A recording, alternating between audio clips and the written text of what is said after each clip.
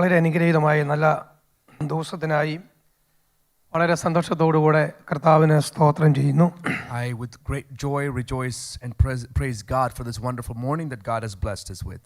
2002 ഈ ചർച്ചിൽ വരുവാനും ശുശ്രൂഷിപ്പാനും ഇടയായത് ഞാൻ ഇന്നതുപോലെ ഓർക്കുന്നു. I remember having the opportunity to come and minister in this church in the year 2002. വർഷങ്ങൾക്ക് ശേഷം പുതിയ മനോഹരമായ ആരാധന ഹാളിൽ വന്ന് നിങ്ങളോട് ഒന്നിച്ച് ദൈവത്തെ ആരാധിപ്പാൻ ദൈവം ഒരുക്കിയ ഏറ്റവും വിലപ്പെട്ട സമയത്തിനായി കർത്താവിനെ സ്തുതിക്കുന്നു. And after all these years to come to this new sanctuary and to worship with all of you, I praise God for this opportunity. എനിക്ക് എൻ്റെ മിനിസ്ട്രിയെക്കുറിച്ചും ഞാൻ മലബാർ ചെയ്യുന്ന പ്രവർത്തനങ്ങളെക്കുറിച്ചും ബൈബിൾ കോളേജിനെ കുറിച്ചും ഒക്കെ പറയണമെന്ന് ആഗ്രഹമുണ്ടെങ്കിലും സമയമുണ്ടെങ്കിൽ ഒടുവിൽ പറയാമെന്ന് ഞാൻ തീരുമാനിച്ചു. എനിക്ക് ദൈവം തന്ന ഒരു ചിന്ത നിങ്ങളുമായി പങ്കുവെക്കുവാനായിട്ടാണ് ഞാൻ കൂടുതൽ സമയം വിനിയോഗിക്കുവാനായിട്ട് ആഗ്രഹിക്കുന്നത്. If time permits, I will share some of my experiences in the ministry that we're doing along with the Bible College and all the works that we're doing. But I want to share with you primarily the thought that the Lord has laid upon my heart. 37 വർഷമായി ഞാൻ മലബാറിൽ കർത്താവിൻ്റെ വേല ചെയ്തു വരികയാണ്. It's been 37 years that I've been in the area of Malabar working for the Lord. 30 വർഷമായിട്ട് IPCയിലെ central ശുശ്രൂഷനായി പ്രവർത്തിച്ചു. And for 30 years I've been a district pastor within the IPC church. അനേക ആത്മാക്കളെ നേടുന്നതിനും സഭകൾ സ്ഥാപിക്കുന്നതിനൊക്കെ ദൈവം എനിക്ക് കൃപ നൽകിയിട്ടുണ്ട്. And God has given me the grace to bring many people to Christ and to strengthen many people in Christ. ഈ കാര്യങ്ങൾ ഒടുവിൽ ഞാൻ പറഞ്ഞല്ലോ, സമയം ലഭിക്കുകയാണെങ്കിൽ പറയാം. And if time permits, I will share more. വളരെ പ്രാർത്ഥനയോടെ നമുക്ക് ദൈവസന്നിധിയിലായിരിക്കാം. Let's sit with a prayerful attitude. വളരെ വ്യത്യസ്തമായ ഒരു ചിന്ത നിങ്ങളുമായിട്ട് ഇന്ന് പങ്കുവെക്കുവാനായിട്ട് താല്പര്യപ്പെടുകയാണ്. I have a desire to share something with you, a thought that's very different. ഞാൻ സാധാരണ പ്രസംഗിക്കുകയും പഠിപ്പിക്കുകയും ചെയ്യുന്നതെല്ലാം ഒരു സമയത്ത് അല്ലെങ്കിൽ മറ്റൊരു സമയത്ത് പരിശുദ്ധാത്മാവ് എന്നോട് ഇടപെടുകയും എൻ്റെ ഉള്ളിലൊരു രൂപാന്തരം വരികയും ചെയ്തിട്ടുള്ള ചിന്തകളാണ് ഞാൻ കൂടുതൽ ഫോക്കസ് ചെയ്യുകയും പഠിപ്പിക്കുകയും പ്രസംഗിക്കുകയും ചെയ്യുന്നത്. What I normally teach, preach or give message about are things that the Lord has dealt with me at one point or different time in my life. അങ്ങനെ ഒരു ചിന്തയാണ് ഇന്ന് നിങ്ങളുമായിട്ടും പങ്കുവെക്കുവാനായിട്ട് താല്പര്യപ്പെടുന്നത്. And it's a similar thought that I want to share with you this morning. 147 സങ്കീർത്തനത്തിൻ്റെ 3-ാമത്തെ വാക്യം നമുക്ക് പ്രാരംഭമായിട്ട് വായിക്കാം. And at the onset, let's read Psalms 147 and verse 3.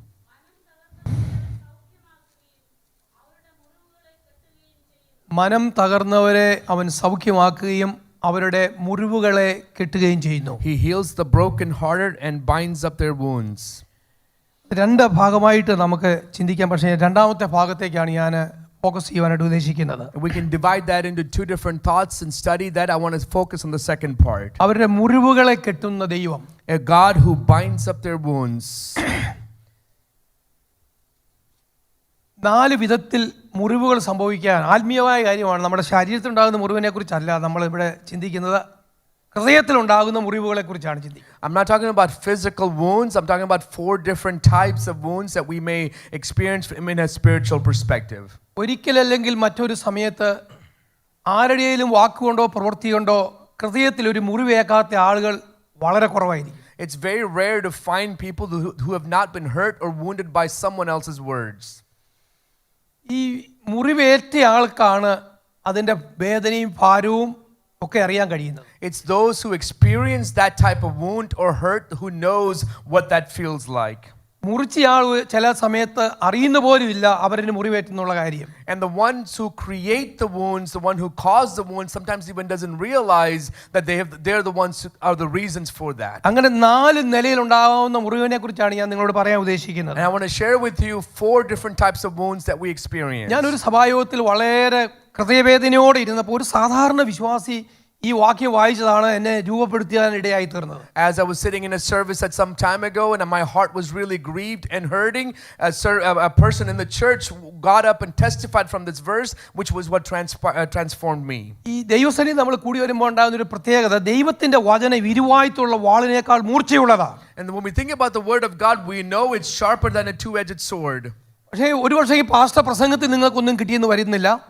Sometimes we may not receive anything from the sermon. ശ്രദ്ധിച്ചിരുന്നാൽ അറിയാം, ഏതെങ്കിലും ഒരു ദൈവദാസൻ ഒരു ദൈവദാസിയിൽ ഒരു വാക്യം മതി നമ്മെ രൂപാന്തരപ്പെടുത്തുവാൻ. And oftentimes if we're paying attention, oftentimes a verse is the only thing that's necessary to change our situation. അപ്പോൾ ഞാൻ വേഗം വിഷയത്തിലേക്ക് വരട്ടെ. 4 വിധം മുറിവുകൾ, 4 different types of wounds. ഒന്നാമത്തെ മുറിവ്, നിങ്ങൾ ഈ വാക്യമൊക്കെ കുറിച്ച് വെച്ചാൽ ഞാൻ വേഗം പറഞ്ഞു വിടുകയുള്ളൂ, വിശദീകരിക്കത്തില്ല, നിങ്ങൾക്ക് പിന്നെ വേണം ധ്യാനിക്കുകയൊക്കെ ചെയ്യാം. ഒന്നാമത്തെ മുറിവ് ദൈവം വരുത്തുന്ന മുറിവുകളാണ്. The first type of wound that I want to share with you are wounds that God brings on our life. യോബിന്റെ പുസ്തകം 5-ാം അധ്യായം 17-18 വാക്യങ്ങളിൽ In Job chapter 5 verse 17 and 18, വായിച്ചാട്ട് അത് വാക്യങ്ങൾ വായിക്കുന്ന നല്ലതായിരിക്കും. ദൈവം ശാസിക്കുന്ന മനുഷ്യൻ ഭാഗ്യവാൻ, സർവശക്തന്റെ ശിക്ഷ നീ നിരസിക്കരുത്, അവൻ മുറിവേൽപ്പിക്കുകയും മുറിവ് കെട്ടുകയും ചെയ്യുന്നു.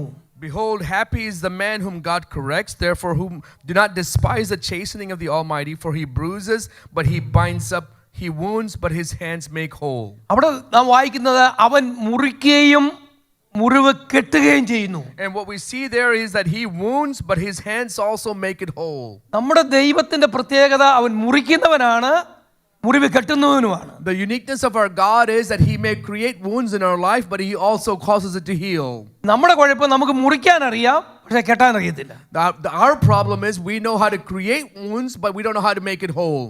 വാക്കുകൊണ്ട് മുറിക്കാൻ നമ്മളെല്ലാം ഭയങ്കര മിടുക്കന്മാരാ. We're all capable in cutting or wounding people with our words. എത്രയോ ആളുകൾക്ക് നമ്മുടെ വാക്കുകൊണ്ട് മുറിവുണ്ടായിട്ടുണ്ട്. And how many people have experienced wounds because of our words? നമുക്കത് തെറ്റായിട്ട് ഒരിക്കലും തോന്നാൻ സാധ്യത വളരെ കുറവായിരിക്കും. It's very rare that we think that what we have done is wrong. ഞാൻ സെൻട്രൽ സൂഷൻ ആയിരിക്കുന്ന കാലത്ത് ആയിരുന്നപ്പോൾ When I was a Sunday school student, ഒരു എൻ്റെ കൂട്ടുവേലക്കാരൻ ഒരാൾ വീട്ടിൽ വന്ന ഒരു കാര്യം സംസാരിച്ചു. a colleague of mine came to my house and spoke some things. ഞാൻ എൻ്റെ ഉത്തരവാദിത്വത്തിൽ നിന്നുകൊണ്ട് എൻ്റെ പൊസിഷനിൽ നിന്നുകൊണ്ട് അദ്ദേഹത്തോട് ചിലപ്പം അല്പം കട്ടിയായി സംസാരിക്കേണ്ടി വന്നു. And in my responsibility and my role, I had to speak a little stern or a little strict to that person. എൻ്റെ മോൾ എന്നോട് പറഞ്ഞു, പപ്പ അയാൾക്ക് നന്നായിട്ട് മുറിവേറ്റിട്ടുണ്ടെന്ന് പറഞ്ഞു. And my daughter told me, Dad, he has really been hurt. ഞാൻ ഇന്നും അദ്ദേഹത്തോട് ക്ഷമയൊന്നും ചോദിച്ചിട്ടില്ല. I've never asked for forgiveness. അതിൻ്റെ കാരണം എൻ്റെ ഇപ്പോഴത്തെ ചിന്ത അന്ന് ഞാൻ അങ്ങനെ പറയണമായിരുന്നു എന്നാണ്. Because even now I think I should have spoken in that sense. അയാൾക്കത് എന്ത് ചെയ്തിട്ടുണ്ട്? മുറിവേറ്റിട്ടുണ്ട്. But what happened to him, that has wounded him. അതാ ഞാൻ പറഞ്ഞത്, നമുക്ക് മുറിക്കാൻ അറിയാം, We know how to wound. നമുക്ക് കെട്ടാൻ അറിയത്തില്ല. We don't know how to make it whole. Praise the Lord. നമ്മുടെ ദൈവം മുറിക്കുകയും മുറിവ് കെട്ടുകയും ചെയ്യുന്ന Our ദൈവമാണ്. God is the one who he wounds and he makes it whole. യിരെമ്യാ പ്രവചനം 30-ാം അധ്യായത്തിന്റെ 11, 12, 14, 17 വാക്യങ്ങളൊക്കെ നിങ്ങൾ വായിക്കണം. അതൊക്കെ നിങ്ങൾ കുറിച്ച് വെച്ചോ. ഞാൻ നിന്റെ മുറിവുകളെ പൊറിപ്പിച്ച് നിനക്ക് ആരോഗ്യം വരുത്തും. Jeremiah chapter 30 and verse 11, 12, 14, 17 and so forth. There also it talks about God creating the wounds. ഞാൻ നിന്റെ മുറിവുകളെ പൊറിപ്പിച്ച് നിനക്ക് ആരോഗ്യം വരുത്തും. I will restore health to you and heal of your wounds. ആവർത്തന പുസ്തകത്തിൽ വായിക്കുന്നത്, ഞാൻ കൊല്ലുന്നു, ഞാൻ ജീവിപ്പിക്കുന്നു, ഞാൻ തകർക്കുന്നവനാണ്, ഞാൻ പണിയുന്നവനാണ്. യഹോവ കൊല്ലുകയും ജീവിപ്പിക്കുകയും ചെയ്യുന്നു. നമ്മുടെ മേൽ അവന് പൂർണ്ണമായ അധികാരമുള്ള ദൈവമാണ്. Our God is the one who has complete authority over us. In the book of Deuteronomy we read that he destroys, he makes up, he creates life, and we see his authority displayed there. Amen, amen. Amen. ഞാൻ പറഞ്ഞില്ല, വിവരിക്കാൻ പോയാൽ ഒന്നും എവിടെ എത്തുകയില്ല. അവിടെ ഞാൻ അങ്ങ് ഓടിച്ചു വിടാൻ പോവുകയാണ്. I'm not taking time to explain because we don't have the time this morning. രണ്ടാമത്തെ മുറിവ് സ്നേഹിതൻ വരുത്തുന്ന മുറിവുകളാണ്. The second type of wound is someone that is beloved or dear to us that creates the wound. സദൃശവാക്യം 27-ന്റെ 6-ാം വാക്യം. Proverbs 27 and verse 6. അവിടെ വായിച്ചേ. സദൃശ 27-ന്റെ 6-ാം വാക്യം. സ്നേഹിതൻ വരുത്തുന്ന മുറിവുകൾ വിശ്വസ്തതയുടെ ഫലം, ശത്രുവിന്റെ ചുംബനങ്ങളോ കണക്കിലധികം. Faithful are the wounds of a friend, but the kisses of an enemy are deceitful. നിങ്ങൾക്കൊരു നല്ല സ്നേഹിതനെ എങ്ങനെയാണ് തിരിച്ചറിയാൻ കഴിയുക? How do you know, how do you discern or understand that your friend is a good friend? നിങ്ങൾ ചെയ്യുന്നതെല്ലാം okay കുഴപ്പമില്ല എന്ന് പറയുന്ന ആളല്ല യഥാർത്ഥത്തിലുള്ള സ്നേഹിതൻ. A true friend is not the one who approves everything that you do. നിങ്ങൾ എപ്പോഴും ഇങ്ങനെ പുഷ് ചെയ്തുകൊണ്ടിരിക്കുന്ന ആളല്ല യഥാർത്ഥ സ്നേഹിതൻ. It's not somebody who just eggs you on all the time. That's not a true friend. നിങ്ങളുടെ കയ്യിൽ എന്തെങ്കിലും ഒരു പാകപ്പഴ കാണുമ്പോൾ, പാസ്റ്റർ അത് ശരിയായില്ല, അങ്ങനെ ചെയ്യാൻ പാടില്ലായിരുന്നു, അങ്ങനെ പറയാൻ പാടില്ലായിരുന്നു എന്ന് നിങ്ങളോട് പറയുന്ന ഒരു സ്നേഹിതനാണ് യഥാർത്ഥ സ്നേഹിതൻ. A true friend is the one who corrects you when something that you've said or done is incorrect. ആ വാക്ക് കേൾക്കുമ്പോൾ നമുക്കൊരു ചെറിയ മുറിവൊക്കെ സംഭവിക്കാം. And maybe when we hear such a correction, we may experience the wounds. താൽക്കാലികമായ ഒരു മുറിവ് നമുക്ക് സംഭവിക്കാം. And for a temporary time, we may experience some pain. എൻ്റെ ഭാര്യ എന്നെ ക്ലിയർ ചെയ്തിട്ടുണ്ട്. My wife has corrected me. അപ്പോൾ എനിക്ക് പെട്ടെന്നൊരു മുറിവ് ഉണ്ടായിട്ടുണ്ട്. And then immediately I feel that pain. മക്കൾ പറഞ്ഞാലും ചിലപ്പോൾ സംഭവിക്കാം. And when the kids tell me the same thing may happen. അത് നമ്മുടെ അനുഗ്രഹമാണെന്ന് നമ്മൾ മനസ്സിലാക്കുക. We must realize that is a blessing to us. ഇവിടെ വായിക്കുന്ന ശത്രുവിന്റെ ചുംബനം കണക്കിൽ അധികം. And the kisses of an enemy are deceitful. ഞാൻ എൻ്റെ ബൈബിൾ കോളേജിലെ സഹോദരന്മാരുമായിട്ട് ഒത്തിരി മീറ്റിങ്ങിന് പോകാറുണ്ട്. We go to along with our Bible college students, we go to many meetings. ഒത്തിരി മീറ്റിങ്ങിന് എൻ്റെ കൂട്ടത്തിൽ പരിശോധനയും അല്ലാത്ത മീറ്റിങ്ങിനൊക്കെ എപ്പോഴും എൻ്റെ കൂട്ടത്തിൽ ബൈബിൾ കോളേജിലെ സഹോദരന്മാർ കാണും. And many people from the Bible college come with me to the open air meetings in different areas. അപ്പോൾ ഞാൻ പ്രസംഗമൊക്കെ കഴിയുമ്പം ഇങ്ങനെ പോരുന്ന വഴിക്ക് ഞാൻ ചോദിക്കും, എങ്ങനെ ഉണ്ടായിരുന്നോ, കൊള്ളാവോ എന്ന് ഞാൻ ചോദിക്കും. And so on the way back I'll ask, how was the meeting, how was what I preached? അവന്മാർ പറയുമോ അടിപൊളി പ്രസംഗമായിരുന്നു, ഉഗ്രം പ്രസംഗമാണെന്നൊക്കെ പറയും. And they'll say, oh, it was a great message. ഞാൻ എൻ്റെ ഭാര്യയോട് ചോദിക്കും, Then I'll ask my wife, എങ്ങനെ ഉണ്ടായിരുന്നു എന്ന് ചോദിക്കും. how was it? അവൾ പറയും, ഒന്നിനും കൊള്ളുക, കാശിന് കൊള്ളുക, നിങ്ങൾ പ്രാർത്ഥിക്കുകയും ചെയ്തില്ല, വേദോസം വായിക്കാതെ പോയി ഏതാണ്ടെല്ലാം വിളിച്ച് പറയുമെന്ന് പറയും. She'll say, it was not worth anything. You didn't pray, you didn't spend time reading the word, you went there and said whatever you wanted to say. ശരിക്കും എൻ്റെ ഭാര്യ പറഞ്ഞതാണ് ശരി. What my wife said is the truth. സ്കൂളിലെ പിള്ളേർ എന്നെ സുഖിപ്പിക്കാൻ വേണ്ടി പറയും. And the Bible school students are telling me something to make me comfortable, make me confident. നിങ്ങൾ ശ്രദ്ധിച്ചോണം, ഈ സുഖിപ്പിക്കുന്നതൊന്നും അത്ര നല്ലതല്ല. Not everything that gives us pleasure is good. ഇന്നത്തെ പ്രസംഗം എല്ലാം സുഖിപ്പിക്കൽ പ്രസംഗമാണ്. Nowadays the sermons are all about pleasing us. ഞാൻ വന്ന വഴിക്ക് ജോർജ് തോമസ് പാസ്റ്ററോട് പറഞ്ഞു, ഒരു 10-30 വർഷമായിട്ട് നമ്മുടെ സഭകളിലെ പ്രസംഗം മുഴുവൻ ഭൗമിക അനുഗ്രഹങ്ങളെ കുറിച്ചുള്ള പ്രസംഗമാണ്. And I was telling Pastor George Thomas on the way here that for the last 30 plus years, what we hear in sermons are things about our physical or earthly blessings. ഇത് പ്രസംഗിച്ച് കേട്ട് നമ്മുടെ പിള്ളേർ മുഴുവൻ അനാലിമരായിക്കൊണ്ടിരിക്കുക. And so what has happened is, after having heard this for 3 decades, the young people who grew up listening to this have become very unspiritual. നിങ്ങളും അങ്ങനെയല്ലേ പറയുന്നേ? That's also what you say. America വന്നപ്പോൾ ഒന്നുമില്ലായിരുന്നു. When we came to America, we had nothing. ഇപ്പോൾ എനിക്ക് ദൈവം അത് തന്നു, ഇത് തന്നു, വീട് തന്നു, അതല്ലേ പറയുന്നേ? And God has given me this, that, and the house. That's what we talk about. എന്നിട്ട് പറയും ദൈവം അനുഗ്രഹിച്ചു എന്ന് പറയും. And then we say God blessed us. പിള്ളേർ ഇത് കേട്ടോണ്ടിരിക്കുക. And the kids are listening to that. അപ്പോൾ പിള്ളേരുടെ അഭിപ്രായം ഈ വീടും കൊട്ടാരവും കാറും ഈ സൗകര്യങ്ങളുമാണ് അനുഗ്രഹം എന്ന് പിള്ളേരുടെ ഉള്ളിലോട്ട് കയറുക. And so what's happening is that the thought that the blessings that we have on this earth is what's necessary is what the young people understand. അപ്പോൾ അവർക്കും അനുഗ്രഹിക്കപ്പെടണമെങ്കിൽ ഇതെല്ലാം കാട്ടിക്കൂട്ടണമെന്നുള്ള ചിന്ത അവരുടെ ഉള്ളിലും വരികയാണ്. And now all of a sudden they think for them to have blessings they need to gather up all these wealth and assets. മക്കളോട് പറയേണ്ടത് അങ്ങനെയല്ല. That's not what we should tell our young people. മക്കളെ നമുക്കൊന്നും ഇല്ലായിരുന്നു. We don't have kids, we didn't have it much. ദൈവം കുറച്ച് നന്മയൊക്കെ നമുക്ക് തന്നു. God has given us some great blessings. ഇതെല്ലാം താൽക്കാലികമാണ്. And all of this is temporary. ഇതെല്ലാം വെള്ളത്തിന്റെ കുമിള പോലെയാണ്. It's all like bubbles of water. നമുക്ക് വേണ്ടി കാൽവരിയുടെ കൊലക്കളത്തിൽ യാഗമായി തീർന്ന ഒരു കർത്താവുണ്ട്. There's a God who gave up his life and as a sacrifice on the cross. ആ കർത്താവ് പറഞ്ഞു, ലോകത്തിൽ നിങ്ങൾക്ക് കഷ്ടമുണ്ടെങ്കിൽ ധൈര്യപ്പെടുവീൻ, ഞാൻ ലോകത്തെ ജയിച്ചിരിക്കുന്നു എന്ന് പറഞ്ഞു. That Lord said, in this world there are troubles, but be confident, for I have overcome this world. നമുക്ക് വേണ്ടി ദൈവം ഒരുക്കുന്ന നിത്യതയുണ്ട് മക്കളെ. There's an eternity that God is preparing ആ for us. നിത്യതയ്ക്ക് വേണ്ടി നിങ്ങൾ ഒരുങ്ങണം. That's what we should be preparing for. അതായിരുന്നു നാം പറയേണ്ടത്. That's what we need to say. ഞാൻ നിങ്ങളോട് ചോദിക്കട്ടെ, എത്ര പ്രസംഗം നിങ്ങൾ ഇപ്പോൾ ഈ ദാസങ്ങളിൽ മാനസാന്തരത്തെ കുറിച്ച്, സ്വർഗത്തിൽ പോകുന്നതിനെ കുറിച്ച്, ജീവിത വിശുദ്ധിയെ കുറിച്ച്, പ്രമാണത്തെ കുറിച്ചുള്ള പ്രസംഗം കേൾക്കുന്നുണ്ടോ? Do we nowadays listen to hear sermons about repentance, the coming of the Lord, eternity and righteousness? ജീവിത വിശുദ്ധിയെ കുറിച്ചുള്ള പ്രസംഗം കേൾക്കുന്നുണ്ടോ? Do we hear sermons about the life of holiness? സർവത്ര പ്രസംഗവും ഭൗമിക അനുഗ്രഹത്തെ കുറിച്ചല്ലേ കേൾക്കുന്നത്? Most of the sermons are now all about the physical blessings. ഞാൻ അങ്ങനെ പോയാൽ എങ്ങും എത്തുക എനിക്കറിയാം, ഞാൻ ഓടി പോട്ടെ. Let me continue move forward. 141 സങ്കീർത്തനത്തിൽ വായിക്കുന്ന, നീതിമാൻ എന്നെ അടിക്കുന്നത് ദയ, അവൻ എന്നെ ശാസിക്കുന്നത് എന്റെ തലയ്ക്ക് എണ്ണ. Let the righteousness strike me, it shall be kindness. Let him rebuke me, it shall be as excellent oil. അപ്പോൾ ഭക്തന്മാരായ ആളുകൾ നമ്മെ ശാസിക്കണം, നമ്മെ ശിക്ഷിക്കണം, നമ്മെ വഴക്ക് പറയണം, നമ്മെ ക്ലിയർ ചെയ്യണം, നമ്മെ മാറ്റേണ്ടത് മാറ്റാൻ കഴിയണം. അവരാണ് നമ്മുടെ യഥാർത്ഥ സ്നേഹിതന്മാർ. A true friend is the one that we allow for us to be corrected, rebuked, change, encourage and change our ways. That is a true friend. Praise the Lord. Amen. എത്ര പേർക്ക് ഇഷ്ടമാണെന്നൊന്നും എനിക്കറിയത്തില്ല. I don't know how many of you like this message. അടുത്ത ഭാഗത്തേക്ക് ഓടി പോകാം. Let me move forward. മൂന്നാമത്തെ മുറിവ്, The third type of wound.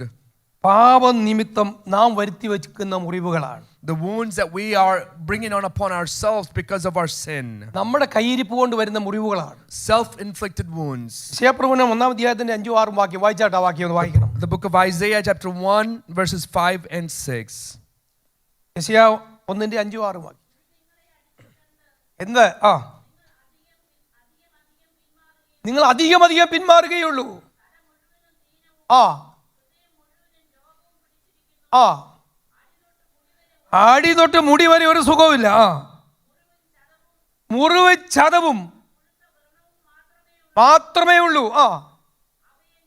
ഇന്നത്തെ ദൈവസഭയുടെ യഥാർത്ഥമായ ഒരു ചിത്രമാണ് ഈ കാണുന്നത്. What we see here depicted is a true picture of the church of God today, in what we see today in these times. അവിടെ ഒന്നും ഞാൻ വിവരിക്കുന്നില്ല, നിങ്ങൾക്ക് നന്നായി വേദപുസ്തകം അറിയാവുന്നവരാണ്. I'm not taking time to describe it because you know what the word is. Ezekiel പറയുന്നത് വായിക്കുന്ന സമാധാനമില്ലാതിരിക്കെ സമാധാനം സമാധാനം എന്ന് പറഞ്ഞ് അവരെന്റെ പുത്രിയുടെ മുറിവിനെ ലഘുവായി ചികിത്സിക്കുന്നു. And what we see in the book of Ezekiel is that even though there is no peace, they deceivingly say peace, peace, to make it look like they're pacifying the situation. പാപനിമിത്തം ഹൃദയം മുഴുവൻ അശുദ്ധി നിറഞ്ഞിരിക്കുകയാണ്.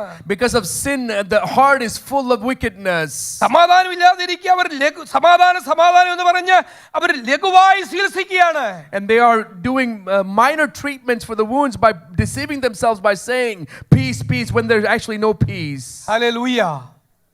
എൻ്റെ ചെറിയ കാലത്ത് ഞങ്ങളുടെ സഭയിൽ ഒരു വലിയ ഉണർവുണ്ടായി. In my younger days, in the church that I was part of, there was a great revival. ഞാൻ പെന്തക്കോസ്ത് ജനിച്ചെങ്കിലും ഗുണം പിടിച്ചത് 30 വയസ്സ് കഴിഞ്ഞപ്പോൾ.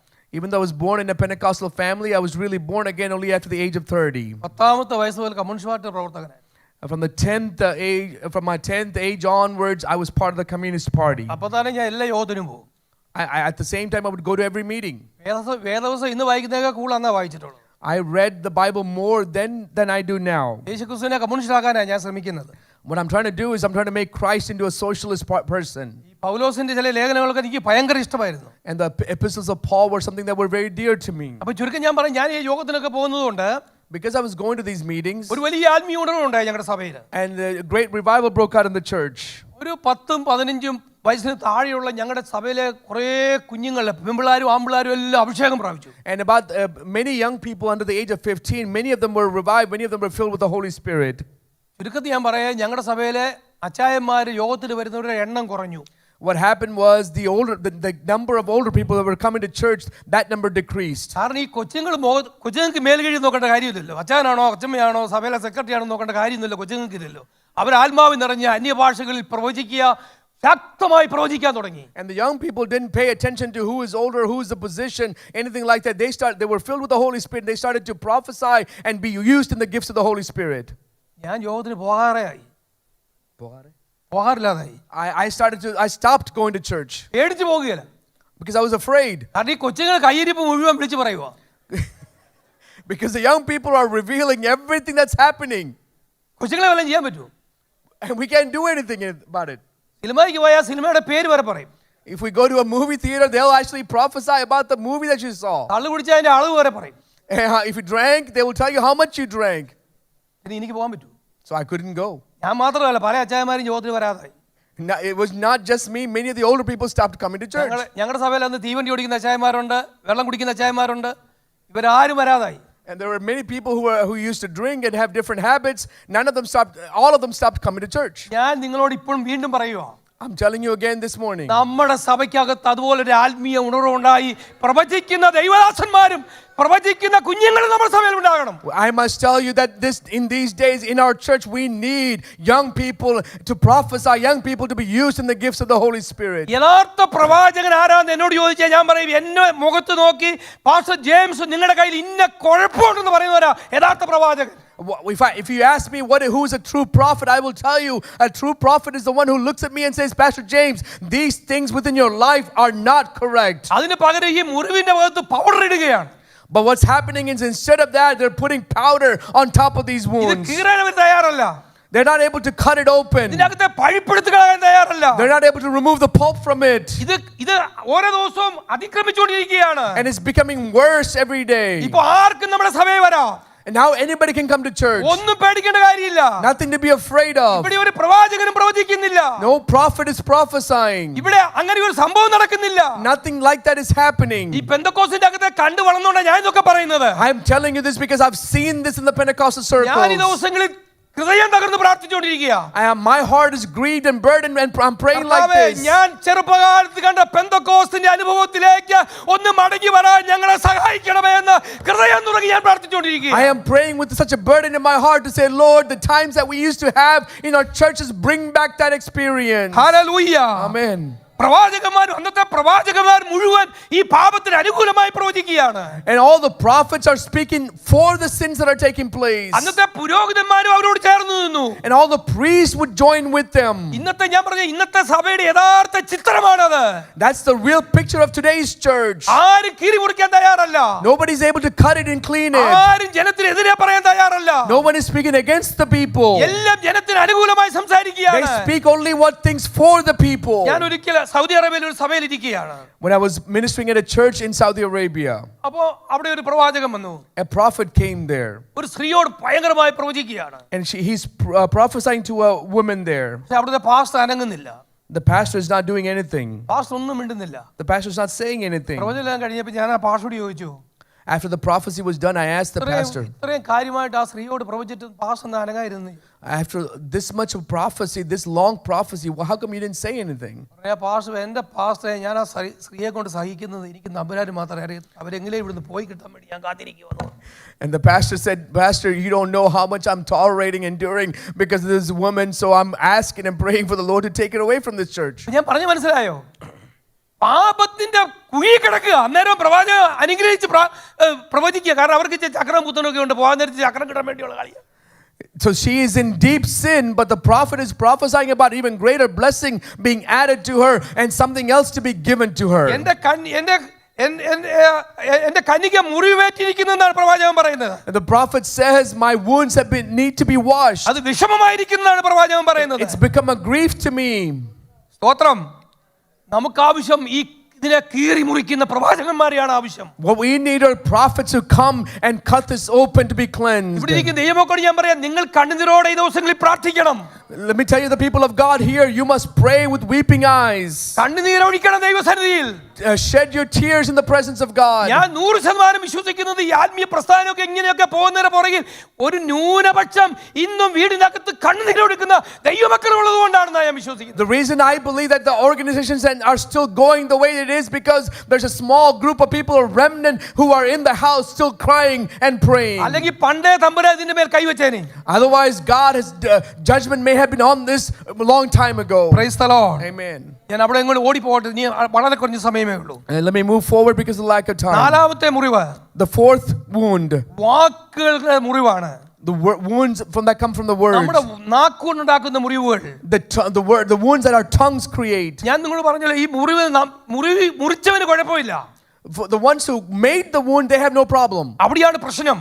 That's the problem. ഈ മുറിച്ച ആൾ ഇത് അറിയുന്ന പോലും ഉണ്ടാകത്തില്ല. And the one who created the wounds may not even realize it. മുറിവേറ്റ നീ ഈ മുറിവുമായി നടക്കുകയാണ്. But the one who experienced the wound is still living life, walking on in this manner. മൂന്നാമത് ഞാൻ നമ്മൾ വരുത്തി വെക്കുന്ന മുറിവിനെ കുറിച്ച് അതിന്റെ ചികിത്സയെ കുറിച്ച് ഞാൻ പറയാം. ലാസ്റ്റ് അതിന് മരുന്ന് തന്നിട്ടേ പോകത്തുള്ളൂ. And the third wound, which was self-inflicted wounds, I will give you the remedy for that. ഞാൻ രണ്ടാമത് പറഞ്ഞ നാം വരുത്തി വെക്കുന്ന മുറിവുകൾക്ക് നാം മാനസാന്തരപ്പെട്ട് ദൈവസന്നിധിയിൽ നെടുമ്പാട് വീണ് കരഞ്ഞ് ശുദ്ധീകരണത്തിനായി കർത്താവിന്റെ സന്നിധിയിൽ അടുത്ത് ചെല്ലണം. For the self-inflicted wounds, we must repent of our sins and go to the Lord for the cleansing that we need. ഈ മുറിവേറ്റ നാം ഈ മുറിവുമായിട്ട് പോകരുത്. Who have experienced the wounds, you should not move forward with the same wounds. ഞാൻ പറഞ്ഞല്ലോ, സഹോദരന്മാർ തമ്മിൽ വാക്കുകൾ കൊണ്ട് വരുത്തുന്ന മുറിവുകൾ. There are wounds that brothers create because of their words. ഒരിക്കൽ പൗലോസ് അപ്പോസ്തലൻ പറയും, ഞാൻ ആരെയും മുറിച്ചിട്ടില്ല. Paul says, I have never hurt anybody. ഞാൻ സാധാരണ രാവിലെ പ്രാർത്ഥിക്കുന്ന ഒരു പ്രാർത്ഥനയുണ്ട്. There's a prayer that I pray normally in the morning. എല്ലാ ദിവസവും പ്രാർത്ഥിക്കും. Every day I pray. രാവിലെയും പ്രാർത്ഥിച്ചു. This morning also I pray. കർത്താവേ, ഇന്ന് പകൽ ആരെയൊക്കെ കാണുമെന്ന് എനിക്ക് അറിയത്തില്ല. Lord, I don't know who I might come across this morning. ആർക്കൊക്കെ കരം കൊടുക്കുമെന്ന് എനിക്ക് അറിയത്തില്ല. I don't know who I may be able to shake my hands with. എൻ്റെ ദൈവമേ, my God, ഇന്ന് പകൽ എൻ്റെ വാക്കുകൾ കൊണ്ട് Lord, this morning with my words, ഒരു മനുഷ്യന് ഒരു മുറിവുണ്ടാകാൻ ഇടയാകല്ലേ. Lord, not one person's heart be cut as a result. ഒരു മനുഷ്യന് ഒരു മുറിവ് വരാൻ ഇടയാകല്ലേ. Let there be no wounds as a result. കാരണം ഞാൻ മുമ്പ് പറഞ്ഞതുപോലെ ഞാൻ മുറിച്ചിട്ടങ്ങ് പോകും. Because like I said before, I can cut and I can create the wound and leave. എനിക്ക് ആ മുറിവ് കെട്ടാൻ അറിയത്തില്ല. I don't know how to heal the wound. എനിക്ക് ആ മുറിവ് കെട്ടാൻ അറിയാമായിരുന്നെങ്കിൽ ഞാൻ മുറിച്ചാലും കുഴപ്പമില്ലായിരുന്നു. If I knew how to make the wound whole, I could do all that also. Praise the Lord. Amen. ഞാൻ നിങ്ങളോടും പറയുവാ, നമ്മുടെ നാക്കുകൊണ്ട് വേറൊരാൾക്കൊരു മുറിവ് സംഭവിക്കരുത്. With our tongues, no one should be hurt. ഈ മുറിവ് ഇങ്ങനെ ഉള്ളിൽ കിടന്ന് പഴുക്കും. This wound inside will start to get worse. നിങ്ങൾ ഇവിടെ ഒന്ന് ഓർത്തേ, നിങ്ങളെ മുറിച്ച് എത്ര പേരാ ഇപ്പൊ നിങ്ങളുടെ മനസ്സിൽ വരുന്നുണ്ട്? As you are sitting here, how many people's names or faces have come to your heart who have hurt you in some capacity? അടിക്കുന്നതിനേക്കാൾ വേദന ഉണ്ടായ വാക്കുകളുടെ മുറിവേറ്റ് പലരും പിടിക്കപ്പെടുന്നത് എനിക്കറിയാം. I know many of you sitting here that have been deeply hurt more than somebody smiting our face. ഞാൻ സ്വന്തം ഹൃദയം പോലെ സ്നേഹിച്ച ആളുകൾ എനിക്കെതിരെ കാര്യങ്ങൾ നീക്കിയപ്പോൾ എൻ്റെ ഹൃദയം തകർന്നു പോയി. People that whom I have loved as my own, when they started to oppose me or stand against me, that those situations really hurt me. കൂടെ ജീവിക്കാനും കൂടെ മരിക്കാനും കൂട്ടായി പ്രതിജ്ഞാബദ്ധം ചെയ്തവർ കൂട്ടത്തോടെ പിരിഞ്ഞു പോയ അനുഭവങ്ങൾ എൻ്റെ ജീവിതത്തിൽ ഉണ്ടായിട്ടുണ്ട്. There are situations when people who are pledged to stay, people who pledged to accompany, people who pledged to pray together, when they walked away, that created such deep wounds within me. ആഴമായ മുറിവേറ്റ അനുഭവങ്ങൾ എൻ്റെ ജീവിതത്തിൽ ഉണ്ടായിട്ടുണ്ട്. There are many situations in which I experienced the deeper wounds. ഞാൻ ഈ മുറിവുമായിട്ട് കുറേ നാൾ നടന്നു. I used to walk with these wounds for such a time. ഞാൻ ഓർത്ത് എന്നെ മുറിച്ചവരൊക്കെ എന്നല്ലെങ്കിൽ നാളെ വന്ന് ക്ഷമ ചോദിക്കുമെന്ന്. I thought the people who hurt me would come and ask for forgiveness. എനിക്ക് മനസ്സിലായി അവരുടെ ജീവിതകാലത്ത് അവർ ക്ഷമ ചോദിക്കാൻ പോകുന്നില്ല. I realized that in their lifetime they will not ask for forgiveness. അവർ വന്ന് ക്ഷമ ചോദിച്ചിട്ട് സഹോദരന്മാരെ നിങ്ങളുടെ മുറിവ് ഉണങ്ങാനും പോകുന്നില്ല. Don't wait for that to happen, because that will never happen. പക്ഷേ ഈ മുറിവുമായി നമ്മൾ യാത്ര ചെയ്യാൻ പാടില്ല. But we should not travel journey with these wounds. ശരീരത്തെ ഏൽക്കുന്ന മുറിവിനേക്കാൾ ഭയങ്കരമാണ് ആന്തരിക മുറിവുകൾ. It's worse to have an inside wound than it is to have a physical wound. അത് നമ്മുടെ നിത്യതയെ ബാധിക്കാൻ സാധ്യതയുണ്ട്. Because it can impact our eternity. അത് നമ്മുടെ നിത്യതയെ ബാധിക്കാൻ സാധ്യതയുണ്ട്. Because it can deter our eternity. അതുകൊണ്ട് നമുക്ക് സൗഖ്യം വേണം. We need healing. നമുക്ക് സൗഖ്യമാകണം. We have to be healed. കർത്താവ് ഒരിക്കൽ ചോദിച്ചത്, നിനക്ക് സൗഖ്യമാകാൻ മനസ്സുണ്ടോ? The Lord asked, do you have the mindset, you have the desire to be healed? നിന്റെ ഹൃദയത്തിലേറ്റ മുറിവുകൾക്ക് പൊറുതി വരാൻ നിനക്ക് ഇഷ്ടമുണ്ടോ? Do you have the desire to have your inner hearts, the wounds within it, to be healed? Hallelujah. Amen. നമുക്ക് സൗഖ്യമാകണം. We must be healed. ഈ മുറിവിന്റെ അനന്തര ഫലങ്ങളുണ്ട്. There are outcomes from these wounds. നിങ്ങൾക്ക് ഇപ്പോഴും നിങ്ങളെ ഇങ്ങനെ മുറിച്ച ആളെ കാണുമ്പോൾ ഭയങ്കര സന്തോഷമല്ലേ മനസ്സിലല്ലേ? When you see these people who have hurted you, you have such joy, right? നമ്മുടെ മുറിവിൽ നീ വിങ്ങുകയല്ലേ ഉള്ളിന്ന്. The wound starts to pulsate a little bit. ചില ആളുകൾ ഇത് തലമുറയ്ക്കൂടെ കൈമാറി കളയും. And some people will actually transfer that pain to the generations. പണ്ട് ദാവീദ് കൈമാറിയത് അറിയാമല്ലോ അല്ലേ? Do you know what David transferred? ഇന്നവനെ നമുക്കൊരു പണി വെച്ചതാ, നീ രാജാവാകുമ്പോൾ അവനെ ഒന്ന് കൈകാര്യം ചെയ്തോണെന്ന് പറഞ്ഞ് ഏൽപ്പിച്ചിട്ടാ പുള്ളി മരിച്ചത്. David said, this so and so actually heard us, you take care of that person when you become a king. അങ്ങനെ ചെയ്യരുത്. Don't do that. ഞാൻ ഈ സെൻട്രൽ പാസ്റ്റർ പറയും 30 വർഷമായി. I've been a district pastor for 30 years. ഒത്തിരി സഭയിലെ വഴക്ക് തീർക്കാൻ പോയിട്ടുണ്ട്. I have gone to many churches to solve conflicts. ഒത്തിരി കുടുംബത്തിലെ വഴക്ക് തീർക്കാൻ പോയിട്ടുണ്ട്. Went to many families to solve conflicts. ചിലരുടെ വസ്തു വീതം വെക്കേണ്ടി വന്നിട്ടുണ്ട്. I have actually had to partition some of their property. ഇതെല്ലാം ഇങ്ങനെ പറഞ്ഞ് സഭയിലെ പ്രശ്നമൊക്കെ പറഞ്ഞ് ഏറെക്കുറെ ഒരു പരുവം വരുമ്പോൾ ഒരുത്ത് ചാടി എഴുന്നേക്കും. And as some of the problems are being solved or some of the conflicts are being solved, someone else will stand up. അപ്പോൾ ഞാൻ പറയും ബ്രദറെ, ഇപ്പൊ ഈ വിഷയമായിട്ട് എന്നാ ബന്ധം? So I'll ask him, what does that have to do with what we're discussing here? ഇല്ല, അവന്റെ അപ്പൻ ഞങ്ങളോട് അങ്ങനെ ചെയ്തിട്ടുണ്ടെന്ന് പറയും. Then he'll say, oh, his dad did this to us. അവന്റെ അപ്പൻ അങ്ങനെ ചെയ്തിട്ടുണ്ടെന്ന് പറയും. His dad did this to us. ഞാൻ അനുഭവത്തിൽ പറയുവാ. I'm telling you this from my experience. കാരണം ഇവന്റെ അപ്പന്മാർ തമ്മിൽ വഴക്കുണ്ടായിട്ടുണ്ട് പണ്ട്. Because their fathers used to have a conflict before. ഈ അപ്പന്മാർ മക്കളോട് പറഞ്ഞു കൊടുത്തിട്ടുണ്ട്. And these fathers would share that with their kids. എടാ ഉപ്പാപ്പൻ പണ്ട് നമുക്കൊരു പണി വെച്ചിട്ടാ പോയെ. My brother did this to me. ഇത് കേട്ട മക്കളുടെ ഉള്ളിൽ ഇരിക്കുവാ. And that's now still sitting in the heart of the son. വർഷം കഴിഞ്ഞ് ഉപ്പാപ്പനെ കാണുമ്പോൾ ഇവന്മാർ തമ്മിൽ പറയും, എടാ ഉപ്പാപ്പനുണ്ടല്ലോ ആ പുള്ളി, അവൻ നമ്മുടെ അപ്പനിട്ട് പണ്ട് പണി വെച്ചതെന്ന് പറയും. And years later when they see their uncle, they would say, you know him, he's the one who created the problems for my dad. അതായത് ഈ മുറിവുകൾ തലമുറയ്ക്ക് കൈമാറുക എന്ന് പറയുന്നത്. That's what means by transferring the wounds to generations. അങ്ങനെ ചെയ്യരുത്. Don't do that. അങ്ങനെ ചെയ്യരുത്. Don't do that. നാം സൗഖ്യമാകണം. We must be healed. തലമുറയ്ക്ക് കൈമാറാതെ നാം സൗഖ്യമാകണം. Before it's transferred to our generations, we must be healed. Hallelujah. Amen. ഞാൻ 3 tablet നിങ്ങൾക്ക് തരാൻ പോവാ ഇനി. I want to give you 3 tablets. ഭയങ്കര കൈപ്പാ. It's very bitter. നിങ്ങൾ സൗഖ്യമാകണോ? Do you want to be healed? നിങ്ങളെ മുറിച്ചവരാരും ജീവിതത്തിൽ വന്ന് ക്ഷമ ചോദിക്കുകയില്ല. No one that hurt you will come to you and ask for forgiveness. ഞാൻ കുറേ കാലം കാത്തിരുന്നതാ. Because I used to wait for that. എന്നെ ആഴമായി മുറിച്ച പലരുണ്ട്. There are people who hurt me deeply. ഇവരെ കാണുമ്പോൾ എനിക്ക് എൻ്റെ ഉള്ളിൽ വരുന്ന കയ്പ്, the bitterness that comes when I see these people, എൻ്റെ ഉള്ളിൽ നിന്ന് തികട്ടി കയറി വരുമായിരുന്നു. and it feels like vomiting. ഞാൻ കുറേ നാൾ കൊണ്ടു നടന്നു. I used to carry this pain with me a long time. എനിക്ക് പ്രാർത്ഥിക്കാൻ പറ്റുന്നില്ല. I was unable to pray. എനിക്ക് വായിച്ചാൽ ഒന്നും തല കയറുകയില്ല. When I read, it didn't make sense to me. പ്രസംഗിച്ചാൽ ഒത്തു വരികയില്ല. When I preached, it didn't have nothing കാരണം good came out. ഈ മുറിവായിട്ടാണ് ഞാൻ നടക്കുന്നത്. Because I'm walking with these wounds. അങ്ങനെ ഇരിക്കുമ്പോഴാണ് പരിശുദ്ധാത്മാവ് എന്നോട് ഇടപെടുന്നത്. That's when the Holy Spirit impacted me, നീ influenced me. മുറിവായിട്ട് പോകരുത്.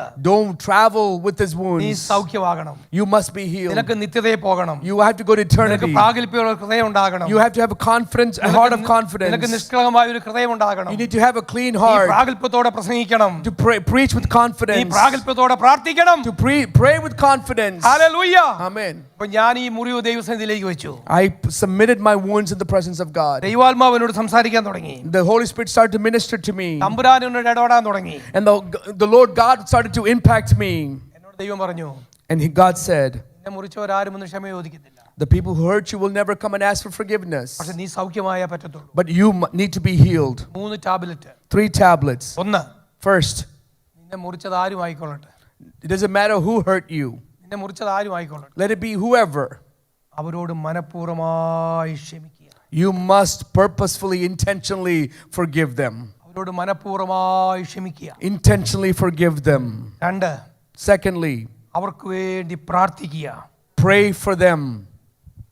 അവർക്ക് വേണ്ടി പ്രാർത്ഥിക്കുക. Pray for them. സാധിക്കുമോ? Is that possible? ഞാൻ ഇത് പറയുന്നത് വെറുതെ പറയല്ല, ഞാൻ എൻ്റെ എക്സ്പീരിയൻസ് പറയുക. I'm not just telling you this out of of nothing, but I'm sharing you my experience. പരിശുദ്ധാത്മാവ് ചിന്ത എൻ്റെ ഉള്ളിൽ തന്നപ്പോൾ ഞാൻ ആദ്യം പറ്റിയെന്ന് പറഞ്ഞു. When the Holy Spirit ministered to me in this manner, my first response was, no God, this is not possible. എങ്ങനെ ക്ഷമിക്കാൻ പറ്റും? How is it possible to forgive? എങ്ങനെ ക്ഷമിക്കാൻ പറ്റും? How is it possible to forgive? ദൈവം എന്നോട് പറഞ്ഞു, നിനക്ക് സൗഖ്യമാകണോ? But God said, ask me, do you want to be healed? നിനക്ക് സൗഖ്യമാകണോ? Do you want to be healed? നീ ക്ഷമിച്ചേ മതിയാവൂ. It's absolutely necessary that you forgive. ഇവിടെ ഇരിക്കുന്ന ദൈവമക്കളെ ഞാൻ പറയാം, നമ്മൾ ക്ഷമിച്ചേ മതിയാവൂ. Let me tell the people of God sitting here, we must forgive. കർത്താവ് ഒരിക്കൽ ശിഷ്യന്മാരോട് പറഞ്ഞില്ലേ, 70 വട്ടം ക്ഷമിക്കണമെന്ന്. The Lord told the disciples one time, 7 times 70 we must forgive. ക്ഷമിച്ചേ പറ്റൂ. It's important that we forgive. അപ്പോൾ നിനക്ക് ദൈവം സൗഖ്യം തരും. Then God will give you the healing. 2, Second, മറക്കുന്നത്, ചില കാര്യങ്ങളൊക്കെ മറക്കുന്നത് ഒരു അനുഗ്രഹമാണ്. it's good, it's a blessing sometimes to forget some experiences. ഒത്തിരി ശ്രമിച്ചിട്ടും മറക്കാത്ത കേസുകളുണ്ട്. There are things that you want to forget that you're unable to forget. പക്ഷേ പ്രാർത്ഥിച്ചാൽ മതി, But just pray. നമുക്ക് ക്ഷമിക്കാൻ കഴിയും. God will give us the ability to forgive. ദൈവസന്നിധിയിൽ പോയി ഇരുന്നാൽ മതി, Go sit in the presence of God. നമുക്ക് ക്ഷമിക്കാൻ കഴിയും. We're able to forgive. ഒരിക്കലും ഒരു കൂട്ടരെല്ലാം കൂടെ എൻ്റെ അടുത്ത് ക്ഷമ ചോദിക്കാൻ വന്നു. A group of people came once to ask for forgiveness. ക്ഷമിക്കാനായിട്ട് എന്നോട് ക്ഷമ ചോദിക്കാൻ വന്നു. They came to ask for forgiveness. ഞാൻ പറഞ്ഞു, നിങ്ങളെല്ലാം കൂടെ ക്ഷമ ചോദിച്ചാൽ ഞാൻ ക്ഷമിച്ചില്ലെങ്കിലോ? I asked them, you asked for forgiveness, but what happens if I don't forgive? അവരോട് ഞാൻ പറഞ്ഞു, നിങ്ങൾ ആരും എന്നോട് ക്ഷമ ചോദിക്കണ്ട. And then I told them, you don't have to ask for forgiveness. ഞാൻ മനഃപൂർവ്വമായി നിങ്ങളോട് ക്ഷമിച്ചിരിക്കുന്നു. I have already intentionally, purposefully forgiven you. അന്ന് എൻ്റെ ഹൃദയത്തിലുണ്ടായ ഒരു സന്തോഷം വാക്കുകൊണ്ട് പറയാൻ പറ്റിയല്ല.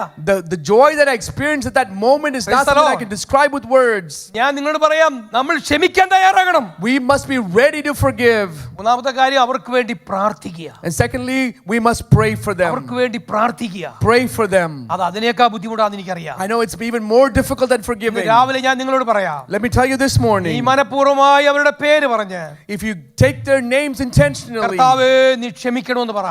Lord, forgive them. കർത്താവ് നമ്മളോട് ക്ഷമിക്കും. Lord will forgive us also. നമ്മുടെ ഉള്ളിലെ മുറിവ് മാറും. And the wounds within our hearts will start to be healed. നമ്മുടെ ഹൃദയത്തിലെ ആഴമായ മുറിവ് മാറും. The deeper wounds within our hearts will start to be made whole. നമുക്ക് സൗഖ്യം ഉണ്ടാകും. We will be healed. നിന്റെ മുറിവ് നീ പ്രാർത്ഥിച്ചു കഴിയുമ്പോൾ സൗഖ്യം ഉണ്ടാകും. When we pray, your wounds would be healed. ഞാൻ ഒരിക്കലും ഇങ്ങനെ ഈ പ്രസംഗമെല്ലാം കഴിഞ്ഞ് ഇറങ്ങി വന്നപ്പോൾ ഒരു സഹോദരനോട് പറഞ്ഞു, പാസ്റ്ററെ മുറിവല്ലേ, അത് കരിഞ്ഞാൽ ഒരു പാട് കാണുകയല്ലേ. And after I preached one day this situation and asked for forgiveness or preaching about forgiveness, a young sister came to me and said, Pastor, even after the wound heals, there's still a scar remaining, right?